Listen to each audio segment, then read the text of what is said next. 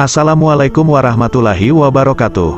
Pada kesempatan ini, kami akan menghadirkan sebuah kisah yang membahas dialog luar biasa antara Allah Subhanahu wa Ta'ala dengan akal dan nafsu manusia. Selain itu, kami juga akan membagikan sebuah cerita singkat yang syarat dengan hikmah tentang malaikat Jibril ketika Allah Subhanahu wa Ta'ala memperlihatkan surga dan neraka kepadanya.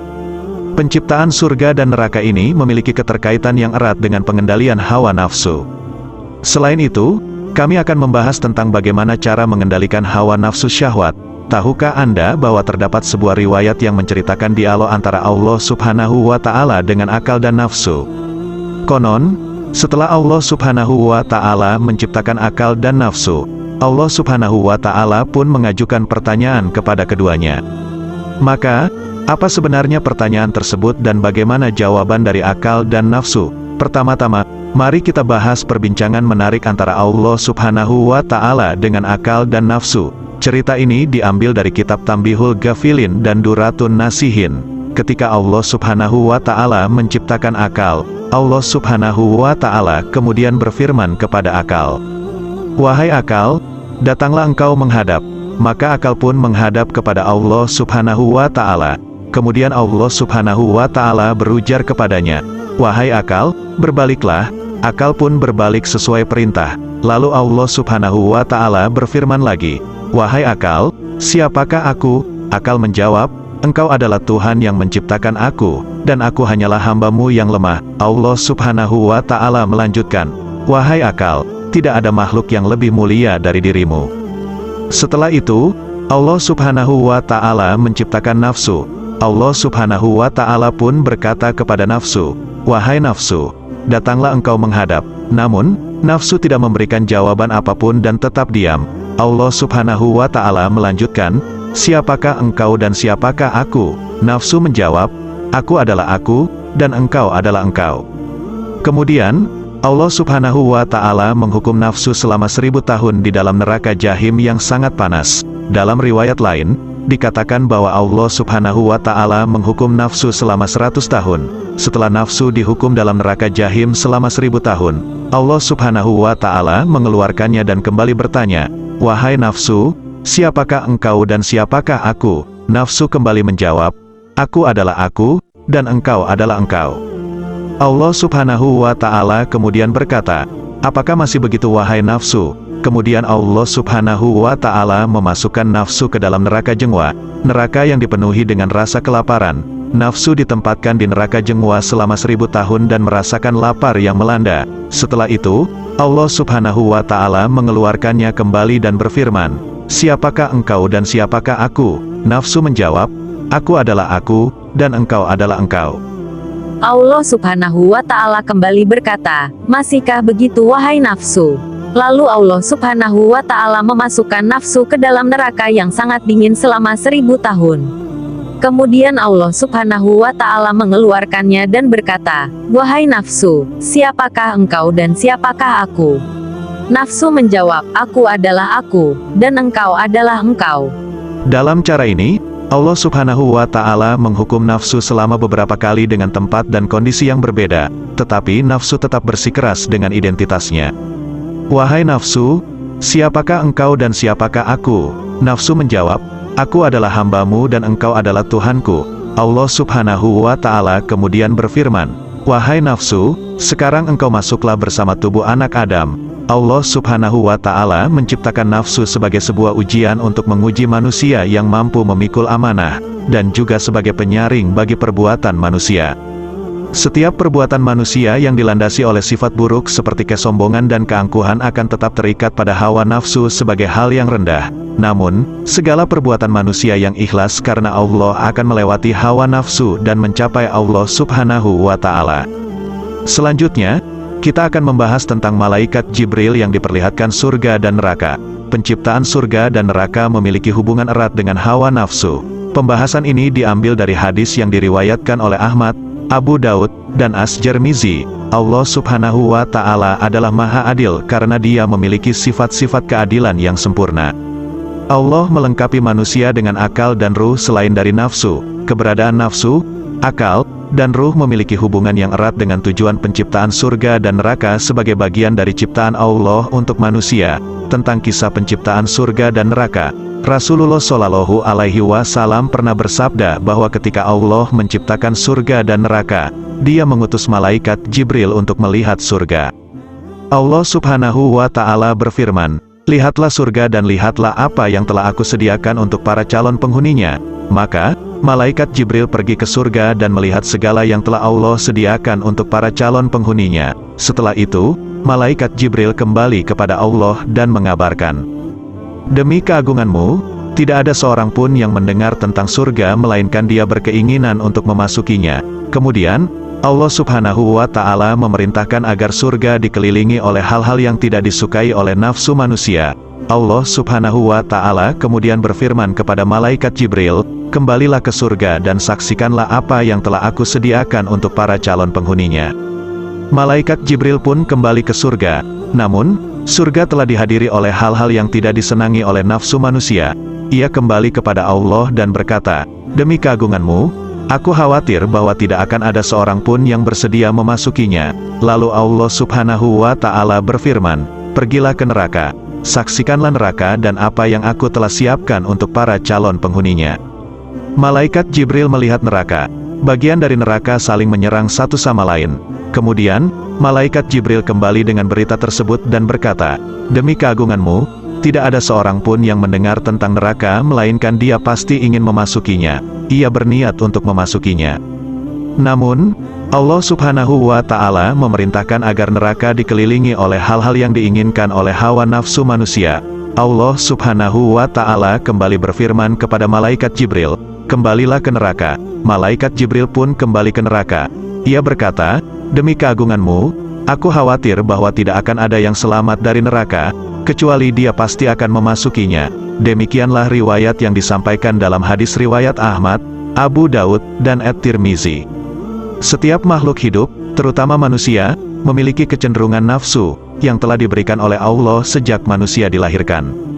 Tujuan pemberian nafsu ini adalah agar manusia dapat menjalani kehidupan mereka secara wajar sebagai makhluk hidup di dunia. Salah satu nafsu yang dimiliki manusia adalah nafsu syahwat, yang berhubungan dengan keinginan untuk berhubungan intim atau birahi. Dalam berbagai sumber, dinyatakan bahwa Allah menciptakan manusia dengan keberadaan nafsu ini, dengan tujuan yang bermanfaat dan memberikan faedah, yaitu untuk menghasilkan keturunan. Namun, apabila nafsu ini tidak dikendalikan dengan baik, nafsu tersebut dapat menjadi musuh besar bagi manusia. Dalam Kamus Bahasa Indonesia, syahwat diartikan sebagai keinginan untuk berhubungan intim atau keinginan seksual. Allah telah menulis bagi setiap anak Adam bagian dari nafsu yang berhubungan dengan perbuatan zina. Jika seseorang menginginkannya, dia pasti akan mendapatkannya. Mata yang memandang yang diharamkan adalah bagian dari zina, lisan yang membicarakannya adalah bagian dari zina, jiwa yang mengharapkan dan membayangkan hal tersebut juga bagian dari zina. Kemaluan seseorang akan menjadi saksi yang membenarkan atau mendustakan perbuatan tersebut. Hadis riwayat Tirmizi.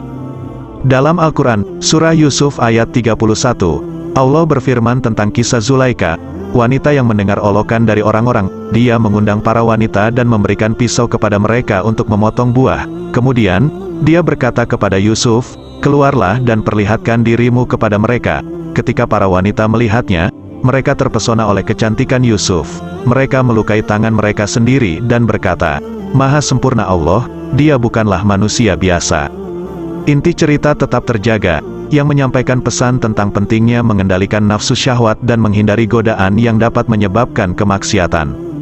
Sungguh, dia hanyalah malaikat yang mulia. Dalam cerita Nabi Yusuf, meskipun dia sangat disukai oleh banyak wanita karena kegantengannya, Nabi Yusuf tidak tergoda oleh nafsu syahwatnya untuk merespons wanita-wanita tersebut. Berkat ketaatannya kepada Allah, Nabi Yusuf memohon untuk dijauhkan dari perbuatan buruk yang mungkin dilakukan karena nafsunya. Berikut adalah beberapa cara untuk mengendalikan nafsu syahwat agar tidak menimbulkan perbuatan buruk. Pertama, melaksanakan puasa. Dengan menjalankan puasa, baik yang wajib maupun sunnah, seseorang juga melatih dirinya untuk mengatur nafsunya. Puasa akan melindungi seseorang dari kerusakan yang dapat ditimbulkan oleh nafsu syahwat, seperti yang disebutkan dalam surah Al-Baqarah ayat 183. Allah berfirman kepada orang-orang yang beriman untuk menjalankan puasa agar mereka dapat bertakwa. Rasulullah Shallallahu Alaihi Wasallam bersabda bahwa puasa adalah perisai. Jika seseorang sedang berpuasa, dia tidak boleh mengucapkan kata-kata kasar, kotor, atau terlibat dalam perilaku jahil, seperti mengolok-olok atau bertengkar dengan suara keras. Jika ada orang lain yang mencoba memicu pertengkaran atau menghinanya, dia harus berkata, "Aku sedang berpuasa, aku orang yang sedang berpuasa." Cara kedua adalah dengan memperbanyak doa. Seseorang dapat berdoa dengan mengungkapkan perlindungan kepada Allah dari akhlak, amal, dan nafsu yang buruk. Hal ini diriwayatkan dalam hadis Tirmizi. Cara ketiga adalah dengan sering meminta ampunan, istighfar. Ketika nafsu syahwat meningkat, setan akan semakin menggoda manusia agar melampiaskannya pada hal-hal yang dilarang oleh Allah, seperti berzina. Oleh karena itu, agar tidak mudah tergoda oleh godaan setan yang terkutuk, perbanyaklah membaca istighfar untuk senantiasa mengingat Allah. Dalam surah Al-A'raf ayat 200, Allah berfirman bahwa jika kamu tergoda oleh godaan setan, maka berlindunglah kepada Allah. Cara keempat adalah dengan melaksanakan sholat malam. Rasulullah Shallallahu Alaihi Wasallam bersabda bahwa dia biasa tidur dan sholat, berpuasa dan berbuka, serta menikahi wanita-wanita. Oleh karena itu, bertakwalah kepada Allah, wahai Utsman, karena keluargamu memiliki hak yang menjadi kewajibanmu. Tamumu memiliki hak yang menjadi kewajibanmu, dan jiwamu memiliki hak yang menjadi kewajibanmu. Maka, berpuasalah, berbukalah, lakukan sholat pada sebagian waktu malam, dan tidurlah pada sebagian waktu malam. Cara kelima adalah dengan menjaga pandangan. Untuk mengendalikan hawa nafsu, penting untuk menjaga pandangan, yaitu menjauhkan mata dari melihat hal-hal yang tidak semestinya. Melakukan hal ini akan menghindarkan dosa, seperti yang disebutkan dalam surah An-Nur ayat 30. Allah berfirman bahwa orang-orang yang beriman harus menahan pandangan dan menjaga kemaluan mereka. Hal ini lebih suci bagi mereka, karena Allah Maha mengetahui apa yang mereka lakukan. Cara keenam adalah dengan banyak membaca Al-Quran. Allah berfirman dalam surah Ar-Ra'd ayat 37 bahwa Al-Quran diturunkan sebagai petunjuk yang benar dalam bahasa Arab. Jika kamu mengikuti hawa nafsu mereka setelah mendapatkan pengetahuan, maka tidak ada pelindung dan pemelihara bagimu terhadap siksa Allah. Cara ketujuh adalah berkumpul dengan orang-orang yang soleh. Lingkungan pertemanan dapat mempengaruhi perilaku seseorang. Oleh karena itu, berkumpul dan bertemanlah dengan orang-orang yang soleh. Untuk menghindari godaan perbuatan yang buruk yang dihasilkan oleh nafsu syahwat, cara pertama adalah dengan menikah. Menikah merupakan cara yang positif untuk mengendalikan nafsu syahwat dan mendapatkan pahala. Seperti yang disabdakan oleh Rasulullah, "Wahai para pemuda, siapa di antara kalian yang mampu menikah, maka nikahlah, karena menikah dapat menahan pandangan dan menjaga kemaluan. Dan siapa yang tidak mampu, maka hendaklah ia berpuasa. Puasa dapat menekan nafsu syahwat, artinya sebagai tameng." Hadis riwayat Bukhari. Cara kesembilan adalah mencintai Allah dan Rasul dengan tulus. Dalam surah At-Taubah ayat 24, Allah berfirman bahwa jika ayah, anak-anak, saudara-saudara, istri-istri, keluarga, harta yang kamu usahakan, bisnis yang kamu khawatir rugi, dan tempat tinggal yang kamu sukai lebih kamu cintai daripada Allah dan Rasul-Nya, serta lebih kamu cintai daripada berjihad di jalannya, maka tunggulah hingga Allah menghukum. Allah tidak memberikan petunjuk kepada orang-orang yang fasik. Cara terakhir adalah menghindari pemicu naiknya nafsu syahwat. Hal ini dapat dilakukan dengan menjaga pandangan dan menjaga batasan dalam interaksi dengan lawan jenis. Video ini merupakan kisah singkat yang menggambarkan percakapan nafsu dengan Allah Subhanahu wa Ta'ala. Kisah ini memberikan pelajaran dan hikmah yang berharga. Semoga kita dapat mengambil beberapa pelajaran dan manfaat dari kisah dan video ini. Amin. Assalamualaikum warahmatullahi wabarakatuh.